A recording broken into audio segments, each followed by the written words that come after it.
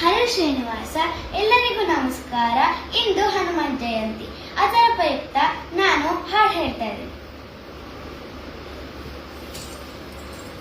ಮುದ್ದು ರಾಮರ ಬಂಟ, ಬುದ್ಧಿಯುಳ್ಳ ಹನುಮಂತ, ಹದ್ದಾಗಿ ಹಾರಿದನೆ ಆಕಾಶಕ್ಕೆ. ಮುದ್ದು ರಾಮರ ಬಂಟ, ಬುದ್ಧಿಯುಳ್ಳ ಹನುಮಂತ, ಹದ್ದಾಗಿ ಹಾರಿದನೆ ಆಕಾಶಕ್ಕೆ. ನಿದ್ರೆಗೈವ ಸಮಯದಲ್ಲಿ ಎದ್ದು ಬಾರೆಂದರೆ ಅಲ್ಲಿದ್ದ ರಕ್ಕಸರನೆಲ್ಲ ಗೆಲಿದಾತನೇ.